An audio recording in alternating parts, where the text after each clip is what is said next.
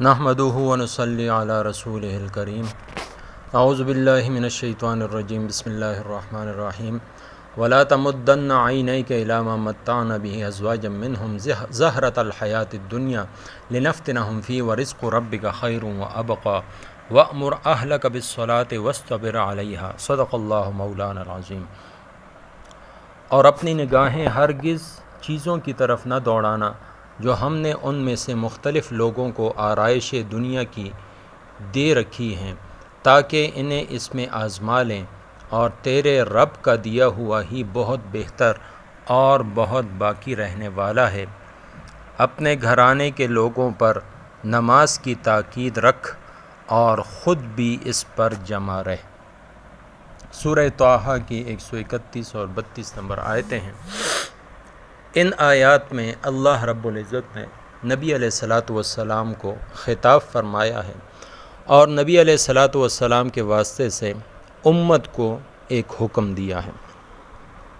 حکم یہ ہے کہ یہ دنیا اللہ نے تمہیں دے رکھی ہے، اس میں بقدر ضرورت جو چیزیں تمہارے فائدے کے لیے ہیں اللہ نے رکھی ہیں، ان سے ایسے گزرو اور ایسے ان سے فائدہ اٹھاؤ جیسا کہ ایک راہ پر چلنے والا مسافر کے راستے میں اپنی ضرورت پوری کرتا ہوا وہ اپنی منزل کی جانب رواں دواں رہتا ہے۔ اسی طریقے سے اے مسلمان، تمہاری منزل وہ آخرت ہے۔ تو اس لیے دنیا کی جو مختلف چیزیں ہیں اللہ تعالیٰ نے کافروں کو، غیر مسلموں کو دنیا میں برتنے کے لیے دی ہیں، مختلف لوگوں کو دی ہیں، تو انہیں دیکھ دیکھ کر کبھی بھی پچھتانا نہیں، کبھی بھی کف افسوس ملنا نہیں، کبھی بھی دل میں یہ خیال نہ لانا کہ ہمارے پاس یہ نہیں ہے۔ حدیث شریف کا ایک مفہوم ہے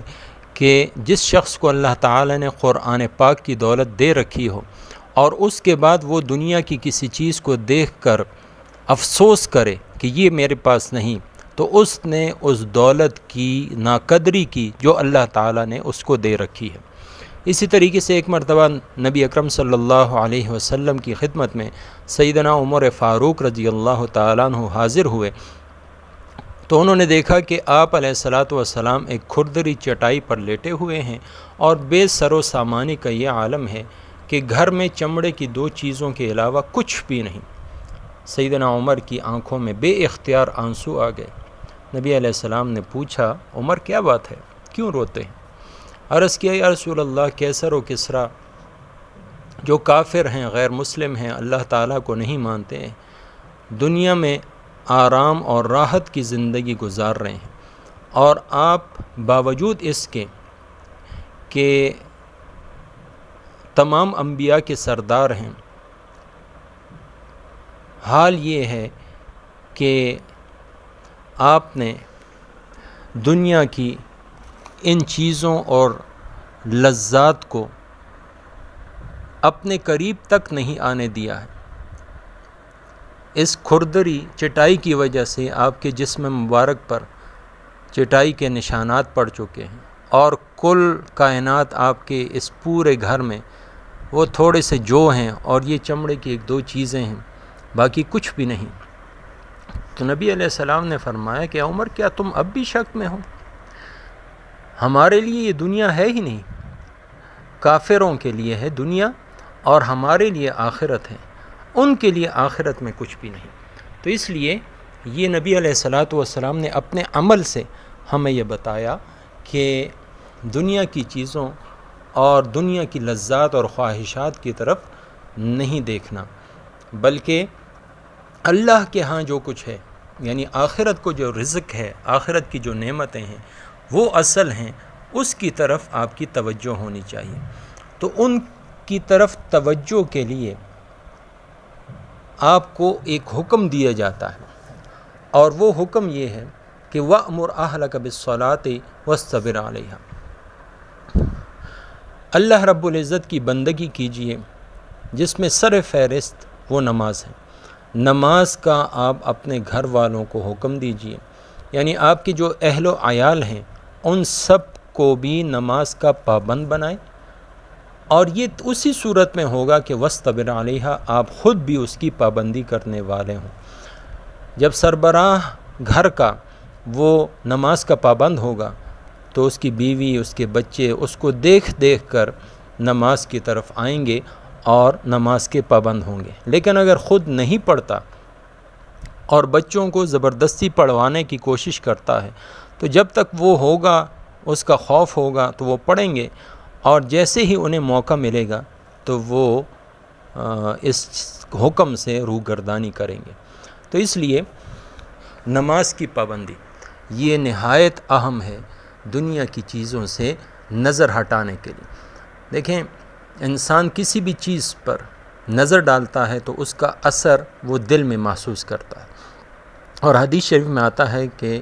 شیطان کے تیروں میں سے ایک تیر وہ نظر ہے، جس چیز پر پڑتی ہے اس کا عکس دل میں لے لیتی ہے۔ تو شیطان انسان کو گمراہ کرنے کے لیے سب سے پہلے اس کی نظر کو خراب کرتا ہے۔ تو اس کے لیے بہترین طریقہ وہ نماز ہے کہ نماز میں جو مختلف اعمال کر رہا ہے، قیام، رکوع، سجود، اس میں ہر ایک رکن کے لیے نظر کا ایک حکم ہے کہ نظر تم نے کہاں رکھنی ہے۔ کھڑے ہو تو سجدے کی جگہ پر نظر ہو، رکوع میں ہو تو پاؤں کے انگوٹھوں پر نظر، اور اگر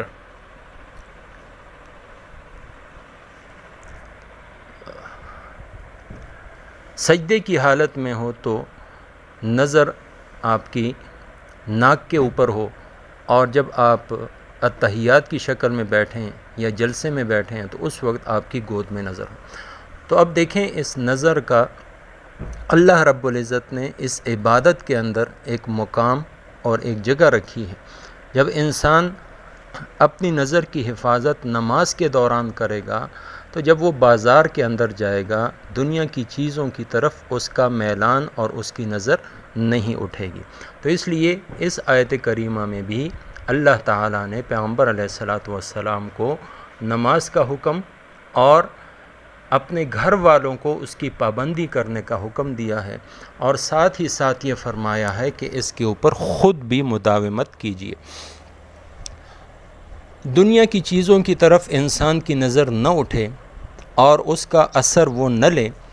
اس کے لیے بہترین چیز وہ موت کی یاد ہے۔ جیسا کہ حدیث شریف میں آتا ہے کہ لذتوں کو توڑنے والی چیز یعنی موت کا تذکرہ کیا کرو،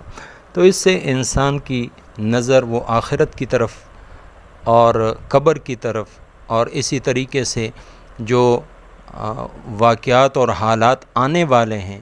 ان کی طرف اٹھتی ہے اور دنیا سے اس کی نظر ہٹ جاتی ہے۔ تو اس لیے یہ اس کا بہترین علاج ہے کہ انسان دنیا سے اپنی نظر ہٹا کر آخرت کی طرف، یعنی اس کی فکر میں دنیا نہ ہو بلکہ آخرت کی فکر اس کو پیدا ہو جائے۔ تو اس کے لیے ضروری ہے کہ وہ نماز کا پابند بھی ہو، اور ساتھ ہی ساتھ موت کو اور اس کے علاوہ جو بعد کے حالات آنے والے ہیں، قبر ہے، حشر ہے، ان کو بھی یاد کرنے والا ہو۔ اللہ تعالی ہم سب کو نبی علیہ السلام کی سنتوں کی اتباع اور اس کے ساتھ ساتھ قرآن کریم کے احکامات پر عمل کرنے کی توفیق عطا فرمائے۔ وما توفیقی الا باللہ۔